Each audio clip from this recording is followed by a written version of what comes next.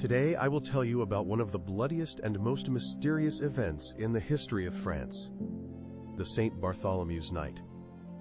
That night, a single royal decree cost thousands of lives, and a wedding that promised peace turned into a massacre. You will learn why religious wars began in France that lasted for decades, who was behind the conspiracy, and how Queen Catherine de' Medici decided the fate of the country, why the Huguenots became more dangerous than armies, and how love at that time could become a cruel trap, betrayal, and a cause of bloodshed. To understand how the country reached such a point, we need to go back a little, to the times when France began to crack at the seams and internal contradictions grew. In the mid-15th century, France was one of the most powerful states in Europe, but beneath the royal splendor lay a country torn by internal problems. The Renaissance era brought the development of art and science, but also religious unrest that split France into two parts, Catholics and Huguenots. On one side were the Catholics. The church was not only a spiritual force, but also a stronghold of state power, controlling lands, finances, and politics. On the other side were the Huguenots, French Protestants, followers of John Calvin's teachings, who sought religious reforms and freedom of faith. This deep religious and political rift led to decades of wars that changed the face of France and left a profound mark on history. Unlike the more moderate Lutherans, the Calvinists insisted on a strict lifestyle, asceticism, and rejection of luxury. Faith was a matter of conscience, not subject to the king or indulgences. The differences between Catholics and Huguenots were not limited to worship. These were two different worldviews with fundamental beliefs and traditions. Catholics believed in the authority of the Pope, the necessity of church sacraments, and the veneration of saints and the Virgin Mary. Their rituals were lavish, and the services solemn. For Catholics, the church was a hierarchy, tradition, and authority. The Huguenots believed that a person could communicate directly with God without priestly intermediaries. The Huguenots rejected the cult of saints, monastic life, and church rituals not based on the Bible. Their temples were modest, prayers simple, and in the native language. Catholic France saw the Huguenots as a threat not only to faith, but also to order. Rejecting the Pope meant doubting the king's authority. For the Huguenots, Catholicism was a symbol of corruption, spiritual stagnation, and violence. They dreamed of reform and cleansing the church of greed and lies. The conflict between Catholics and Huguenots was not only religious. It touched on politics, culture, social structure, the essence of power and freedom. Protestantism spread rapidly in France, especially in cities among the urban population, changing the religious and social landscape of the country. Educated people, merchants, craftsmen, and second-tier nobles gathered in France. This was a reaction to the decay of the Catholic Church and the beginning of changes in society. Protestantism acquired not only a spiritual, but also a political meaning. French aristocrats saw in the new faith a way to get rid of the power of the king and the church. France plunged into religious wars from the year 1562, which lasted almost 40 years with interruptions, destroying the country and its people.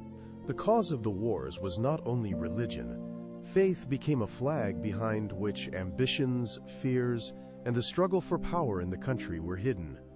At the head of the Catholic party stood the powerful House of Guise, wealthy, proud, and politically influential people connected to the Spanish crown. The Guises considered it their duty to destroy Protestantism and restore the true faith in France, receiving support from the Catholic powers of Europe. On the other side stood the House of Bourbon. Henry of Navarre, the future king of France, was one of the most famous Huguenots and claimed the throne. He was supported by provincial nobles and the southern lands, where Protestantism took deep root and gained strong support. At the center of the chaos was the Queen Mother Catherine de' Medici, Italian by origin and widow of King Henry II, ruling on behalf of her sons. Catherine tried to maintain a balance between the conflicting sides, Catholics and Huguenots, to hold on to power and preserve the country. Catholics and Huguenots played against each other. Power depended on a fragile balance. Any fluctuation threatened disaster. The economy and society suffered from hardships and epidemics.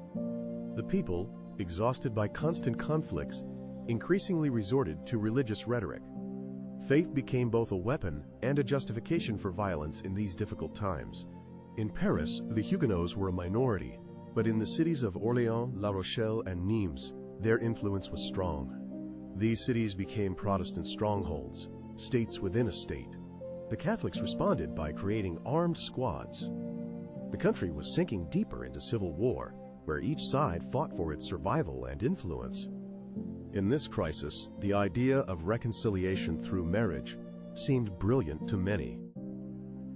Marrying the Huguenot Henry of Navarre to the Catholic Margaret of Valois could symbolize unity and peace.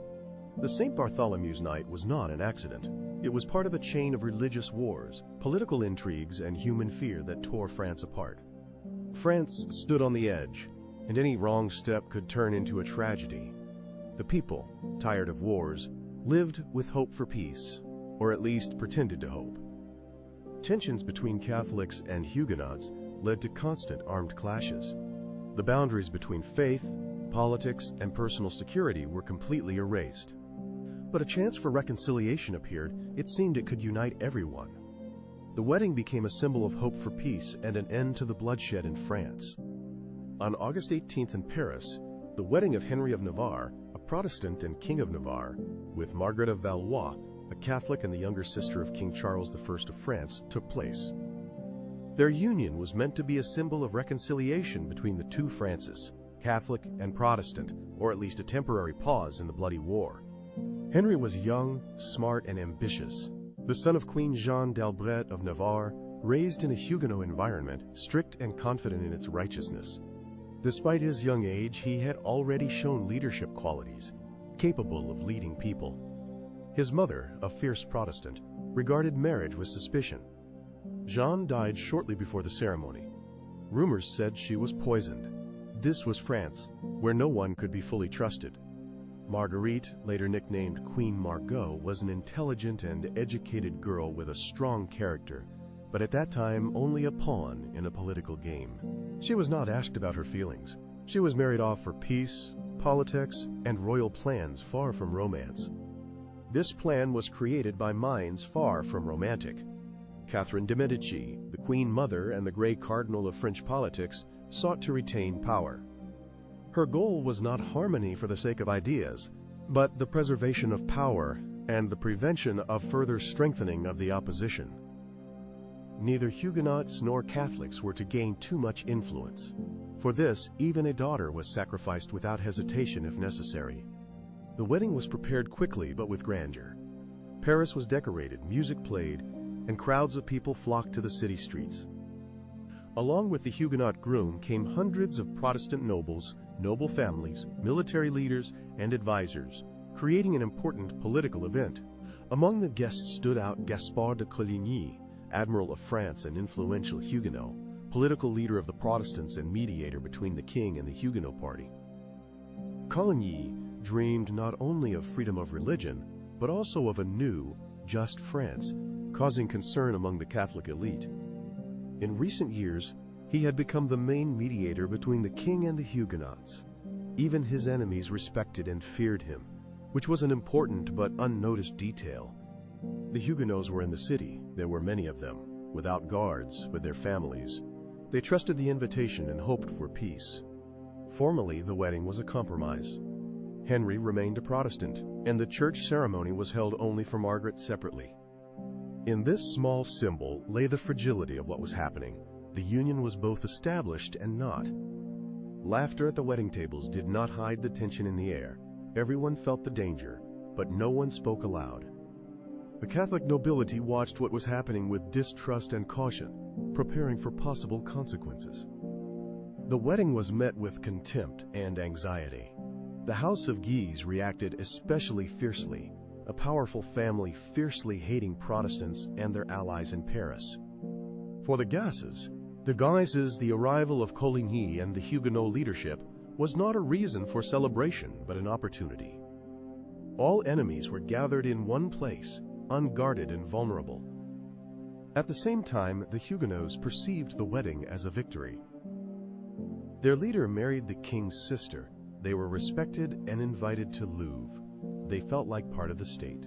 This confidence made the Huguenots vulnerable, especially at a moment when they needed to be vigilant and ready for danger. The festive days after the wedding dragged on with a false lightness. Balls and banquets followed one another, musicians played in the streets, and there were smiles on faces but coldness in the eyes. Catherine remained calm. Charles I tried to look confident, and Cayenne felt power, even too much for such a moment. But a shadow hung over the entire celebration. In Paris, two camps gathered that had been killing each other just a few years ago. Nothing guaranteed that they would not start again. Night was approaching, still in a figurative sense, and the course of events could still be changed. Wedding vows no longer saved anyone. Passions had not subsided but only lurked, and this silence was the most dangerous sound of that summer. In the next chapter, we will see how the tension will spill over into new events that changed the fates of all participants in this tense story. Just 4 days after the wedding, the first shot was fired, starting a chain of events that could no longer be stopped.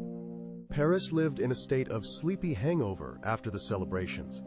The parades and musicians left the streets, simple food returned to the tables, and guests gradually began to leave.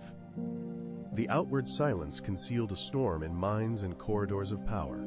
Around noon, a tall, slender man with a serious face, Gaspard de Coligny, Admiral of France, was walking through the streets of northern Paris accompanied by servants. Coligny was not just a military leader, he was a symbol. A follower of Calvin, a former Catholic who became a Protestant by conviction, he had survived the horrors of wars without losing his faith. He was considered the conscience of the Huguenot party, a firm, prudent, and just man. Even his opponents admitted, the admiral was dangerous not with a sword but with words. In recent months, he had often been at court, and his relationship with Charles had become almost paternal. Coligny advocated for an alliance with Protestant states. He supported reform of governance and, most importantly, war with Spain. He wanted France to stand against Philip II, the Catholic king of Spain. Philip II was the enemy of Protestants throughout Europe, and Coligny saw war as a chance to protect his faith and country. The admiral, walking down the Rue de Béthissy in Europe, did not suspect that deadly danger was already waiting for him. A shooter was hiding on the top floor of the house opposite. It is believed that the instigator of the assassination attempt was the Duke of Guise, head of the radical Catholic clan and Coligny's enemy. The Guises hated Protestants and wanted to bring France back under Rome's control. There was a single shot. The bullet pierced the admiral's arm and grazed his chest. He fell and lost consciousness. He was quickly taken to the house where he lived, and to everyone's surprise, he survived. Rumors quickly spread throughout the city. The entire capital, Paris, was alarmed. Servants, merchants, and soldiers discussed only one thing: who shot, why, and who ordered the assassination attempt. The Huguenots panicked, but did not take up arms. They believed that if the king was honest, he would find the culprits and protect them from danger. Charles I learned about the assassination attempt about an hour later. His reaction was mixed. He was enraged, shocked, frightened, and did not know what to do.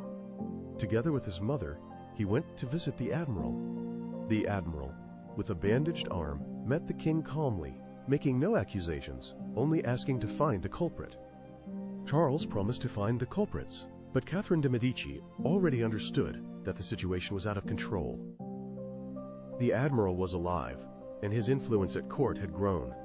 The admiral survived, which meant the Protestants would remain in Paris, signifying continued danger for the Catholics and instability in the country. That evening, a secret council was convened at the Louvre. It was held without minutes or witnesses in closed chambers. Among the participants were Catherine herself, the Duke of Anjou, and the Duke of Guise. Also present were Chancellor Jérôme, Marshal Tavannes, and several trusted military men. The agenda had one question: what to do about the growing threat of the Huguenots. The Huguenots were alarmed but still under control. They trusted the king, but if Coligny died, they might demand revenge and start a war. If Coligny survived, he would push Charles towards war with Spain. This would lead to a break with Rome, with the Guises, and with the Pope, meaning the end of Catherine's power. Some proposed expelling the Huguenots from Paris, Others wanted to isolate their leaders. The Guises demanded decisive measures, claiming a conspiracy was brewing among the Protestants. The Huguenots did not gather for a wedding, but to seize power. The conversation lasts several hours, deciding to strike first to remove Coligny and all his supporters. The strike must be quick and secret, at night, before the Protestants realize what is happening. At this stage, Charles still does not know about the plan. He is called later. Catherine prepares him, instilling that the situation has gotten out of control and the Protestants are preparing a coup.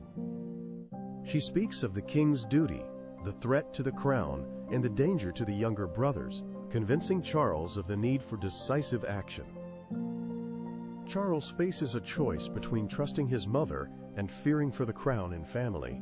His decision will determine the fate of the country. He enters, looking exhausted. In recent weeks, he has been sleeping poorly, suffering from headaches and fits of rage. He hesitates, unable to decide immediately. At first, he refuses, saying that Coligny is his friend and that bloodshed is not the solution. But the pressure grows, and Catherine's voice becomes more insistent. The advisors remain silent, only present. But one by one, they begin to throw their assumptions and fears into the conversation, fueling the tension.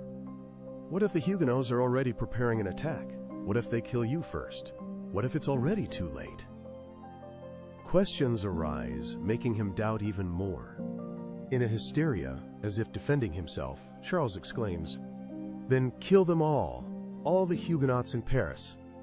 A moment of silence, and the decision is made. There was no written order, but everyone understood. The time had come. Soldiers receive lists. Streets are divided into sectors. Nobles are warned. Gates are blocked.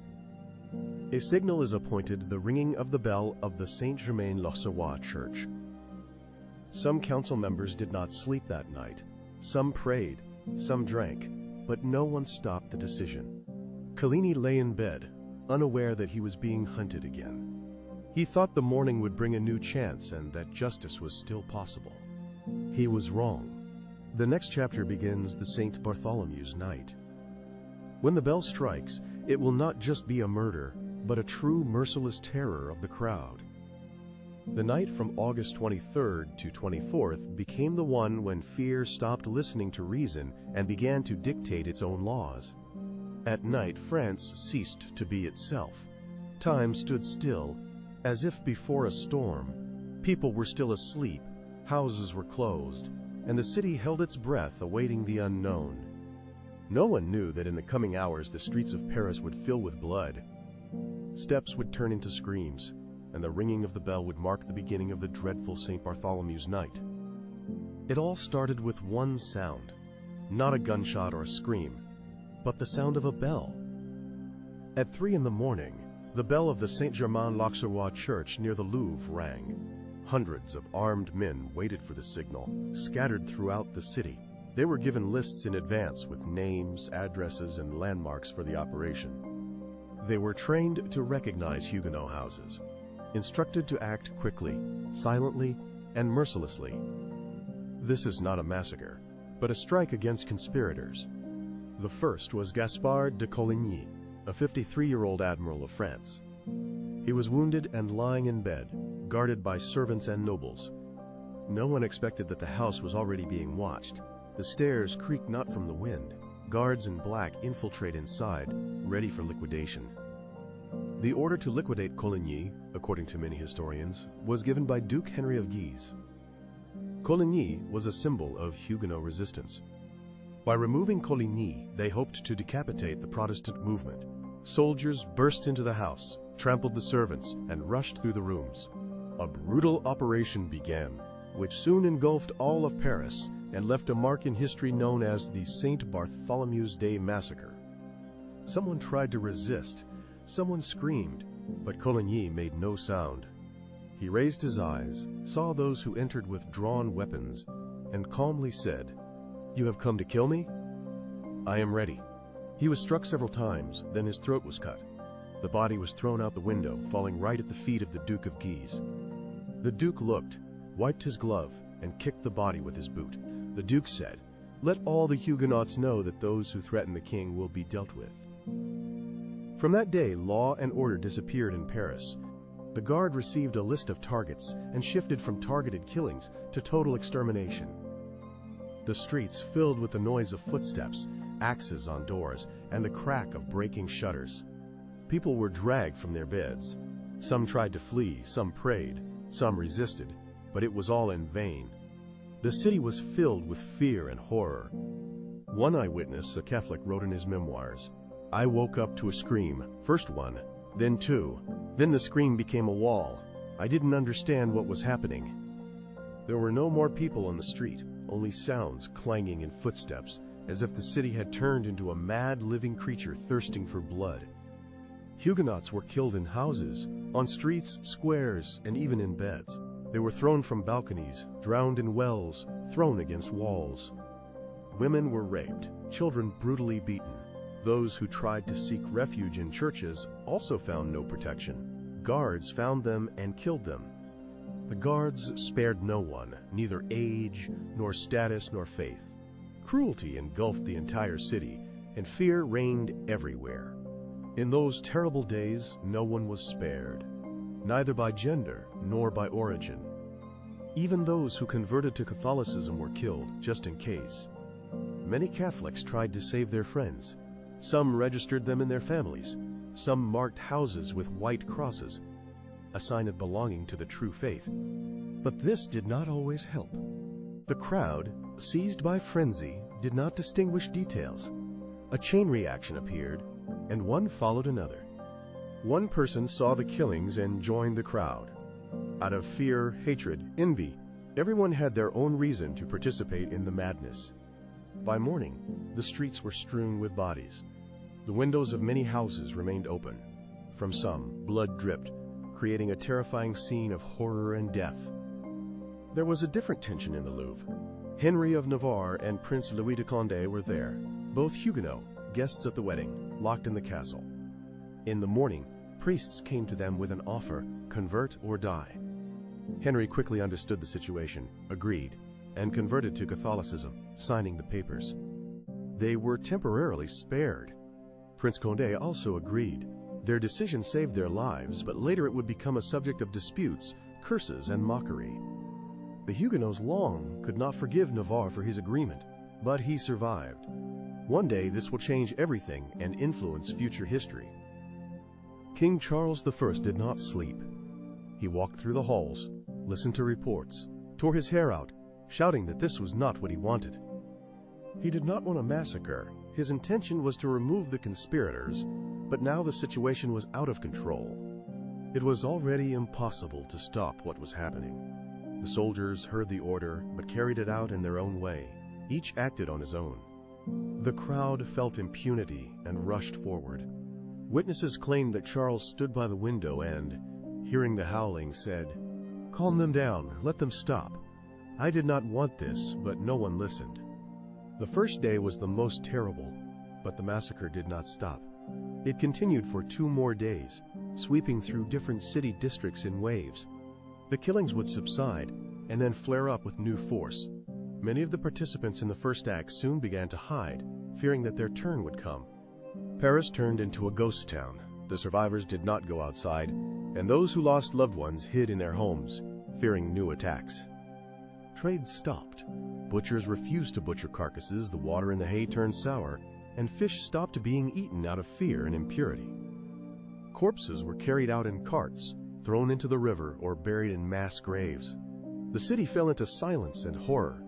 Then the king, gripped by fear, did what power often does in such situations: justified what was happening. At Catherine's insistence, a royal decree was issued stating that there was a Huguenot conspiracy against His Majesty.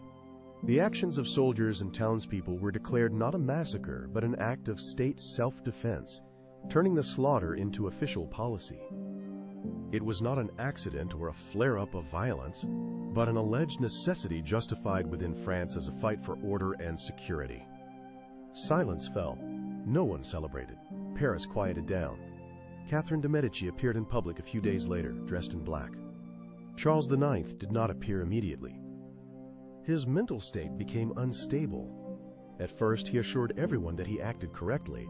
Then he fell into hysterics. They say he stopped sleeping and was tormented by nightmares. He heard screams that were no longer there. He could not stand the sight of blood, even on food. He hardly left his chambers, fearing and suffering. Less than 2 years passed, and he died at 23 from tuberculosis, according to the official version. But everyone said he was killed by guilt. France was left with what it had done. Blood was washed off the streets, but not from memory. Protestants did not forgive, Catholics were frightened. The country froze in anticipation of a new war. For now, it was still only in Paris. After 3 bloody days, Paris fell silent, but France did not. The St. Bartholomew's night, intended as a targeted reprisal, turned into a fire that broke out of the hearth. It spread through towns and villages. The murders that began in the capital became a pattern, repeated with frightening precision according to lists, orders, and faith. Information about the events in Paris spread quickly. Within 2 or 3 days, the first news reached the provinces. But these were not simple rumors. These were letters, orders, messages from the authorities, spreading throughout the country. In the kingdom, talks spread about a foiled conspiracy and calls for vigilance. Many took this unequivocally. Action was needed immediately to protect themselves and their loved ones.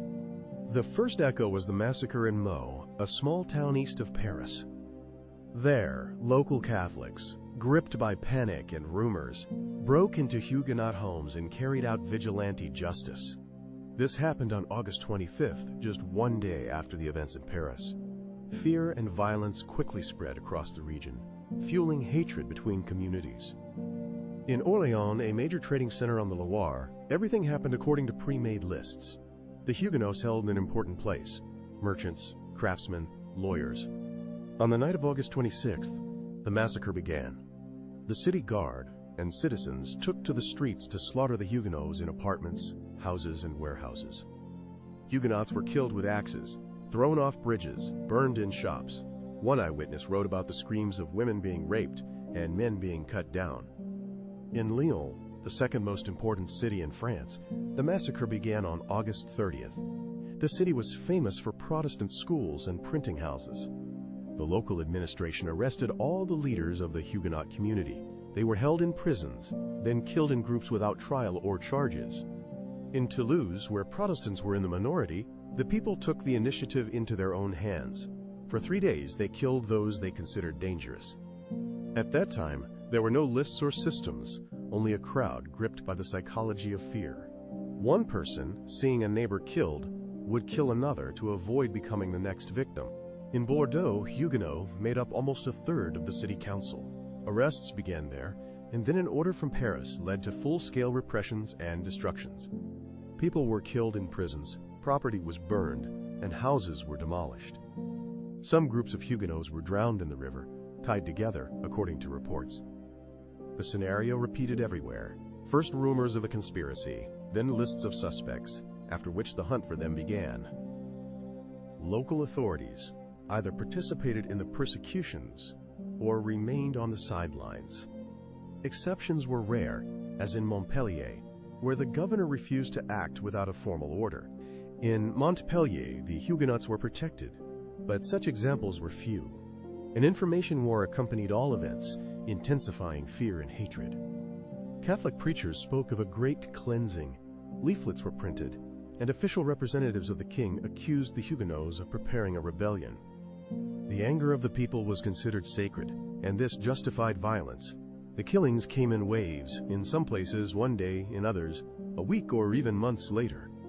Gradually, passions cooled, and the country entered a phase of silent approval of what was happening. People tried to forget the terrible events and look away. However, the Huguenots did not forget. The total number of deaths in France is still not known exactly, but minimum estimates reach 10,000 people. More realistic estimates range from 20 to 30,000 dead, reflecting the scale of the tragedy the country endured. The number of Huguenots ranged from 3,000 to 5,000 people. About 1,000 lived in Orléans, 800 in Lyon, and around 300 in Rouen. Approximately 400 Huguenots lived in Toulouse, and at least 500 in Bordeaux. The remaining believers were scattered across dozens of towns and villages. Among the dead were spiritual leaders, teachers, merchants, women, and children, highlighting the tragedy and the scale of losses across all social strata. Several Huguenot schools, theological seminaries, and workshops were destroyed, dealing a serious blow to cultural and educational development. Many archives, libraries, and printing houses were burned, but the physical losses are only part of the tragedy. The very fabric of society was broken. Connections and trust were destroyed. Before the St. Bartholomew's Night, Protestants believed in peaceful coexistence, participated in city life, sat on councils, and built churches for their community. After the massacre, they realized they were not protected by law, promises, or the royal word, and the idea of peaceful dialogue collapsed, splitting France even deeper. The surviving Huguenots began to leave the country en masse. Some went to Switzerland, some to the Netherlands, and some to England. The first wave of Protestant emigration began, which would repeat later under Louis XVI, when many settled in Geneva and wrote detailed memoirs. Their stories are terrifying but invaluable. They preserved a detailed account of the massacre, which became an integral part of Huguenot history. Those who remained in the country went into hiding. Many outwardly converted to Catholicism to survive, but continued to pray according to Calvinist traditions inside. The concept of niche Protestants appeared secret, hidden, and forced, living under constant threat of denunciations, arrests, and executions. Every day was a trial for them. It seemed the royal power had won, but the faith of the Huguenots remained alive and unbroken. Protestants were destroyed in the cities. Fear paralyzed resistance, but faith remained, preserved in hearts and secret prayers. And hatred remained, and the thirst for revenge did not fade. 20 years later, Henry of Navarre will ascend the throne, converting to Catholicism to save France from war. France will once again embark on the path of civil war.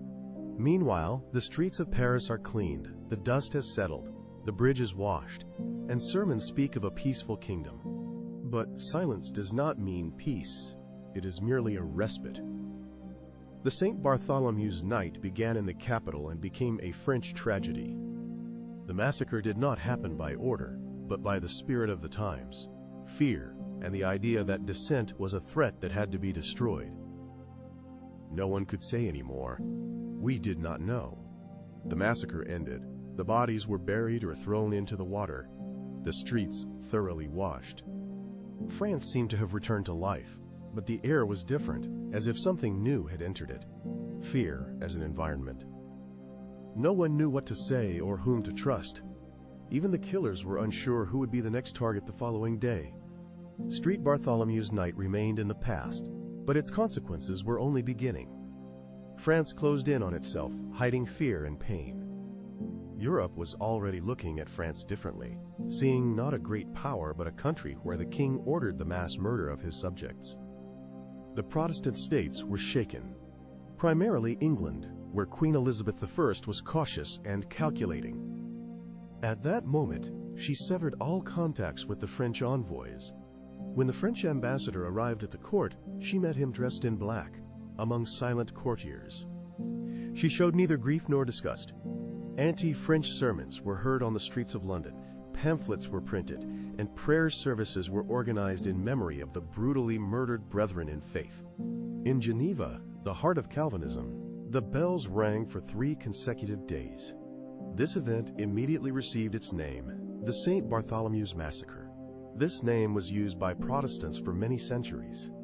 In the Protestant principalities of the Holy Roman Empire, public prayers were held. Psalms about vengeance and righteous fury were read. Many theologians wrote treatises condemning coexistence with Catholics. From Protestant Germany and Switzerland, a wave of support for French refugees began. They were admitted to universities, housed in hostels, helped financially, and bread was brought to churches for the brothers from France. In the Netherlands, Huguenots were granted land for farms. The Protestant world not only mourned, it united. The St. Bartholomew's Night became a point of no return. Compromises with Catholics seemed impossible. In Rome, however, the reaction was the opposite. There, the massacre was perceived as a victory of Catholicism. Pope Gregory XIII personally held a Thanksgiving prayer service and a cathedral mass in honor of the eradication of heresy. Clergy, cardinals, and nobility gathered. By his order, a medal was struck in the Vatican courtyard bearing the image of the Pope and the inscription, "Extermination of the Huguenots." In the Apostolic Palace, the artist Vasari was commissioned to paint a fresco depicting the killing of the Huguenot, and a scene in Paris conveying a clear message. This is art with a message. We are not ashamed, we are proud. But the reaction in the Catholic world was mixed and caused a political shock. Many Catholic monarchs feared not the religious essence but the political danger. If subjects can be killed for their views, what stops them? Philip II of Spain, a staunch Catholic, initially approved the actions of the French, but realized that France had become an uncontrollable geopolitical threat. France refused to obey Rome and acted independently, which became an unpredictable course, causing fear and distrust. In neutral countries, a new perception of France began. Ambassadors feared to travel. Merchants did not want to do business. Reputation collapsed. The main event happened inside France. After the St. Bartholomew's Night, power became unpredictable. Decrees and oaths lost their force. Even Catholics understood, if Huguenots can be killed, tomorrow anyone can be executed. The urban nobility stopped trusting the court and the crown. Local elites fortified garrisons and gathered their own troops. A new phase of political anarchy and increased fragmentation began. The Huguenot movement did not disappear. It went underground, continuing the struggle and preserving faith in difficult conditions. Some went underground, others fled. But Protestantism did not vanish. It became hardened, embittered, and militant after St. Bartholomew's Night. It was precisely after the St. Bartholomew's Night that the Huguenots stopped talking about dialogue, now only about weapons. Their moods became combative and resolute. Many French Protestants wrote, "Their composition is not just memoirs but indictments." They described brutal scenes of killings and moral consequences. These texts spread throughout Europe, were printed secretly, and read at underground meetings. This is how the cultural memory of the trauma was formed. The expression St. Bartholomew's Night Massacre became a symbol. It entered poetry, philosophy, and painting, reflecting the deep significance of the event. Centuries later, Romantic-era artists like Gustave Moreau depicted this night as a mythical catastrophe, not just a fact. St. Bartholomew's Night became an archetype of senseless mass murder, sanctioned by authority and justified by morality. In France itself, this event became a psychological trauma. It was not openly discussed for a long time. Catholics kept silent, Protestants remembered with pain. In Huguenot families, stories about the deceased were passed down through generations as family relics, carrying the pain of tragic memories. The royal power after St. Bartholomew's Night entered a deep legitimacy crisis. No Huguenot believed the court's promises anymore. No one forgot that Charles IX himself invited to the wedding, which became the beginning of the tragedy. Mother Catherine Day. Medici fed people with pies, who were soon killed. By the end of the year, surviving Protestant leaders began to arm themselves. This war became a signal. There will be no more reconciliation. At this time, France was formally ruled by Charles I, but he hardly participated in governance due to illness and fears. Charles suffered from hallucinations, nightmares, fits of rage. He feared they would come for him. After Charles's death, his brother Henry II ascended the throne, a former king of Poland, a complex and reserved man with a religious inclination towards rituals. Henry II was not cruel, but he was weak. The nobility, distrusting the court, armed vassals and built bastions. The country plunged into a slow, sticky civil war where sides changed places, and yesterday's allies became enemies. In this chaos, one man survived, whose fate remained a mystery against the backdrop of bloodshed and power struggles. The man destined to change everything was named Henry of Navarre. In the year of the tragedy, he was young, Protestant, and married to Margaret of Valois, the sister of the slain Charles. On St. Bartholomew's Night, he miraculously survived. signed a renunciation of the Protestant faith, converted to Catholicism, and stayed at court. But in his heart, he remained a Huguenot. He waited. He spent 5 years in Paris as an honorable prisoner under surveillance. He was not allowed into the army, given land, or permitted to return home. He was a guest under suspicion, but he managed to escape. He declared himself Protestant again, donned armor, and became a leader once more. And then something unexpected happened. Despite the blood, memory, and fear, people followed him again. He was alive and honest, having survived St. Bartholomew's night. He did not hide behind priests, did not remain silent, and did not promise miracles. His words were a personal truth because he forgave, but did not forget. While Henry II was losing authority, Henry of Navarre was gaining strength. He was supported by southern France, Huguenot cities, and some moderate Catholics. He became a symbol of new hope, not religious but political. But the path to the throne was long and difficult. Henry II's brother died without heirs, by right of the throne. The heir was supposed to be Henry of Navarre, a Protestant, heretic, former fugitive. This news caused shock and led to the start of the Eighth Religious War in France. The Catholic League, led by the Guises, declared that they would not allow a Protestant on the throne. The Guises controlled the army, cities, and financial flows, making them a powerful force. Henry II found himself caught between the Guises and Navarre. The Guises raised a rebellion, and the king ordered their destruction. Catherine de' Medici died, and soon the king himself was killed by a monk. The king died without a direct heir, leaving the country without a monarch. Then Henry of Navarre approached Paris not as an avenger, but as a man who had endured a difficult path. The capital did not accept him. He was a Protestant. The people did not believe him, and Henry realized that to save the country, he would have to abandon his beliefs. Henry of Navarre publicly and solemnly converted to Catholicism, uttering the famous phrase, "Paris is worth a mass." Many Huguenots saw this as a betrayal. Despite his conversion, he did not abandon the Huguenots and continued to defend their rights.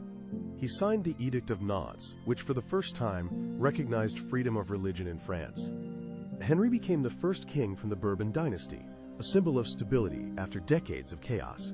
He rebuilt cities, lowered taxes, and strengthened the army. He was respected for his wisdom and care for the state, which helped France find peace and prosperity after long wars and conflicts. He was both feared and loved. In 1610, a fanatic Catholic killed him, and France shed bitter tears over the loss. Today, this event is officially recognized as a tragedy in France. History textbooks call it a state crime, reflecting the deep pain of those times. But to this day, there is silence surrounding the event. Neither in Paris nor in other cities is there a full-fledged memorial or a day of remembrance to honor the victims.